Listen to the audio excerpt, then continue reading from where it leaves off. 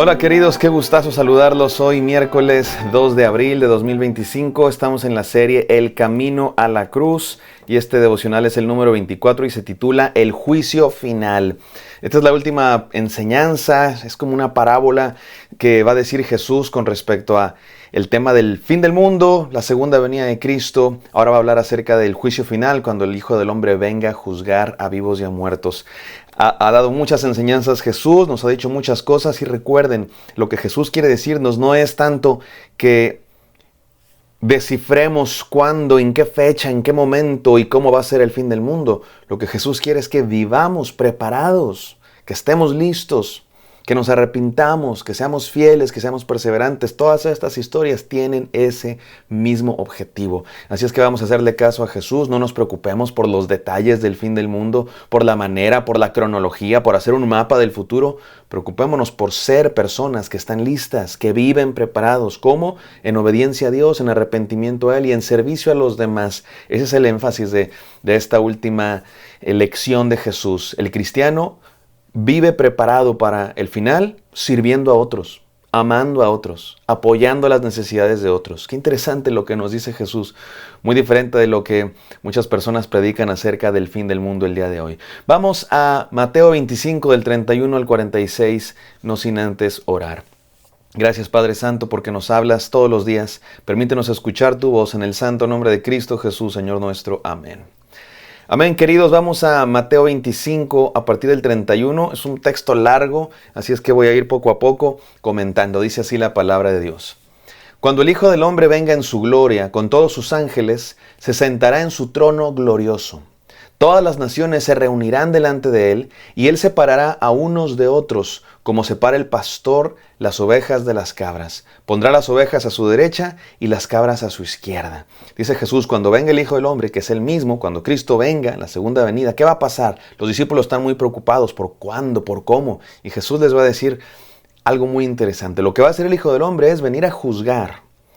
Y va a separar a la humanidad entera, todas las naciones, delante de Dios, y Él va a separar a las personas en dos clases de personas, y luego les da una referencia que todos conocen, como el pastor separa las ovejas de las cabras. Este asunto de los pastores de ovejas era una cosa muy común en aquella época, era una de las actividades principales de la gente en aquella época, y a veces se combinaban con las cabras, que se parecen por lo menos a la distancia y para el ojo no conocedor, y los pastores a veces tenían que separar las ovejas de las cabras, y así va a ser Dios. Jesucristo en el final de los tiempos va a juzgar a las naciones y va a dividir a la gente en dos personas, en dos clases de personas. ¿Cuál clase de personas? Vamos a leer. Versículo 34. Entonces dirá el rey a los que están a su derecha, vengan ustedes a quien mi Padre ha bendecido, reciban su herencia, el reino preparado para ustedes desde la creación del mundo. Porque tuve hambre y ustedes me dieron de comer. Tuve sed y me dieron de beber. Fui forastero y me dieron alojamiento. Necesité ropa y me vistieron. Estuve enfermo y me atendieron. Estuve en la cárcel y me visitaron. Y le contestaron los justos, Señor, ¿cuándo te vimos hambriento y te alimentamos, o sediento y te dimos de beber? ¿O cuándo te vimos forastero y te dimos alojamiento, o necesitado de ropa y te vestimos? ¿Cuándo te vimos enfermo o en la cárcel y te visitamos? El rey les responderá, les aseguro que todo lo que hicieron por uno de mis hermanos, aún por el más pequeño, lo hicieron por mí. Qué interesante lo que dice aquí Jesús. Claramente las ovejas se refiere a los salvos, aquellos que van a ser salvos por Cristo Jesús. Ahora, para entender este pasaje tenemos que entender lo que la Biblia enseña acerca de la salvación. Y lo que la Biblia enseña acerca de la salvación es muy claro. ¿Quiénes son salvos? Quienes van a la vida eterna, quienes reciben la herencia del reino de Dios en el paraíso con Jesús, quienes son salvos de la condenación. La Biblia lo deja muy claro, aquellos que creen en Cristo Jesús. Así dice Juan 3:16, para que todo aquel que en Él cree no se pierda, mas tenga vida eterna. Y el apóstol Pablo dice, no es por obras para que nadie se gloríe. Así es que tenemos que comenzar por ahí. La salvación que tienen estos justos, como le llama esta parábola, representados por ovejas, no la ganaron por sus obras. La ganaron por la gracia de Dios que recibieron por medio de la fe. Pero, y aquí viene lo interesante de esta lección, pero esa salvación que Dios les dio gratis, esa salvación que Dios les dio por gracia, que recibieron simplemente por medio de la fe, creyendo en Cristo, no por sus obras? Porque la salvación no se gana con nuestras obras. No te ganas la salvación. La única obra que nos da la salvación es la que hizo Cristo Jesús en la cruz. Y Él nos regala la salvación cuando creemos en Él. Pero, y aquí viene el gran pero, esa salvación se nota, se vive. Esa salvación no es nada más como, sí, yo creo en Dios. No, es una entrega total a Dios que entra en tu corazón y te transforma de tal manera que eres una nueva criatura. Así dice la palabra de Dios, que el Espíritu Santo nos regenera, nos hace nuevos. De tal manera que vivimos de manera diferente y esa salvación se nota. Esa salvación se nota. ¿Y en qué se nota? Lo dice Jesús. Tuve hambre y me dieron de comer, tuve sed y me dieron de beber, estuve en la cárcel y me visitaron, enfermo y me atendieron, fui forastero y me dieron alojamiento, necesité ropa y me vistieron. Y aquellos dicen, Señor, ¿pero cuándo? Probablemente Jesús se refiera a mucha gente en el futuro que ni siquiera vivió en tiempos de Jesús. Jesús ya había ascendido a los cielos y probablemente nosotros, si nos toca ver a Jesús venir por segunda vez y vamos a decir, Señor, ¿cuándo te visitamos, te dimos de comer? Y Jesús dice, cuando lo hicieron a otros, a mí lo hicieron. Los estudiosos de la Biblia discuten quiénes se refieren a esos otros. Jesús dice, por uno de mis hermanos, aún por el más pequeño. Por el lenguaje de Mateo, eso del más pequeño generalmente se refiere a los discípulos. Y hay quienes piensan que Jesús está diciendo, cuando sirvas o trates bien o sacies las necesidades de algún siervo de Dios, de algún líder cristiano, de algún misionero, de algún pastor, estás haciéndolo como para Jesús. Y puede ser que tengan razón, pero no creo que podamos excluir a cualquier otro. Cuando servimos al prójimo, cuando damos de beber a los sedientos, de comer a los hambrientos, apoyamos a los necesitados, lo estamos haciendo por Jesús. Esto es maravilloso. Esto es maravilloso, mis amados hermanos. Nos cambia la perspectiva de cuando ayudamos a alguien. Cuando ayudas a alguien en necesidad, no lo estás haciendo por él ni por ti para sentirte bien, porque hay gente que ayuda para sentirse bien, ¿no? Para sentirse salvadores.